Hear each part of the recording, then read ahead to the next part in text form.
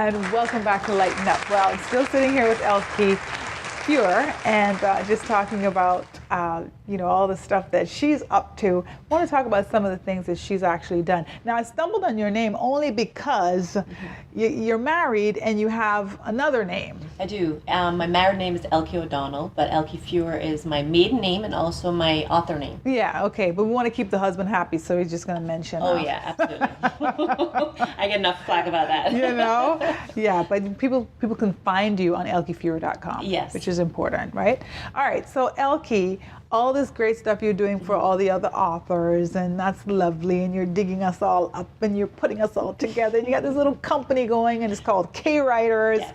Exciting. I'm glad to be a part of it. Thank you for keeping up with us, because I'm sure we are one group to lasso. Oh, yes. I bet. You guys keep me on my toes. I bet, because I'll see the email sometimes and be like, well, I'll get back to her later. And then I'll get another email.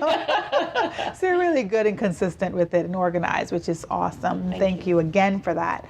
But you also write as well. And you've been writing for a while, and you don't talk about your stuff as much as you should. So I wanted to talk a little bit today. I know you have For the Love of Jazz, right? Because I have that book. Right.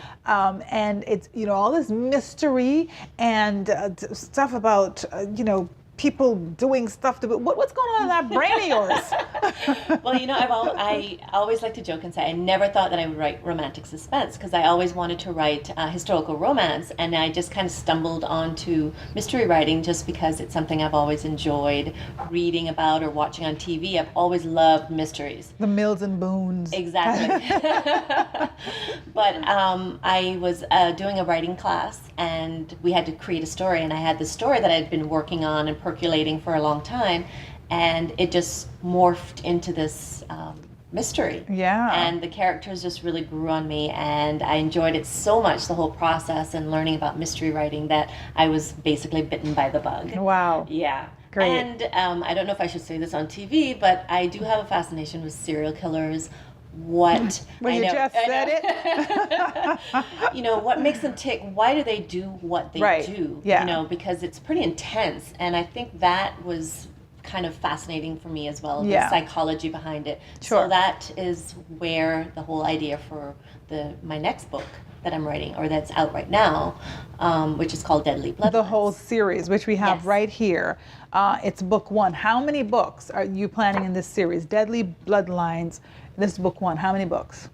4. Okay, great. Yes. Now, this is some hot stuff. I can tell you that, because I was just reading the back of it, and it kind of talks about her mom being a notorious serial killer, and then she ends up being an inspector or whatever, like all kinds of stuff. I'm just thinking, where is this stuff coming from, and how is this kind of growing out of you? And you're like, mom by day, mystery killer writer by night.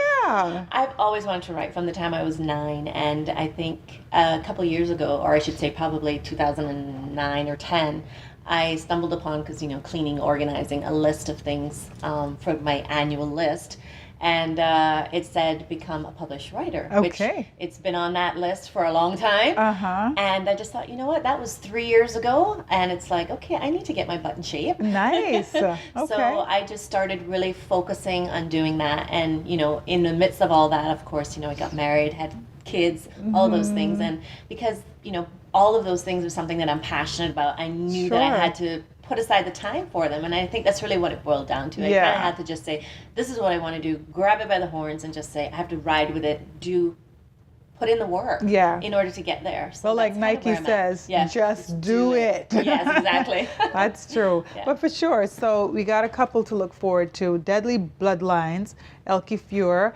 and I'm just excited about all this stuff. I never really liked the whole killer mystery type of thing. My mom, she read all of the police, what do they call those? The police magazines, and that mystery, and so she loves this. So I'm going to definitely get one of these for her, because she's going to love that. Yeah, but just really exciting. Thank you so much for coming on the show and talking to us, and thank you for what you're doing for K-Writers. And if people want to actually get your stuff, it's on the website or on all the online bookstores. Absolutely, it's available online through Barnes & Noble. Nobles, Amazon, and also the local bookstores here have it as well too. Okay. For anybody that's interested in getting the actual physical book. I know still some people still enjoy reading an actual book, so they're at the local bookstores too. Yeah, and they can also look forward to the regular annual book fairs that you'll be having in the Cayman Islands. Absolutely. Yeah, and the first one coming up in December, so we're excited about that. So if you're interested in that, go on the website, Facebook page called what? Absolutely. Cayman Islands Book Fair. Okay, so that'll be great. Well, thank you again. Always great catching up with you. I remember you from school days. Oh yeah. Yeah. Back in the day. Yeah, we've grown up nicely with our red and red skirts. Yes. That's an inside story thing. Oh yeah. The good old red skirts. I tell you. But yeah, thank you so much, and lots of luck with everything that you're doing out there. Thank you so much, Catherine. Yeah. And thank you so much for having me on the show. I really appreciate it. It was great having you. Great having you. I look forward to reading Deadly Bloodlines. Anyway, we'll be back with more Lighten Up. You stay tuned.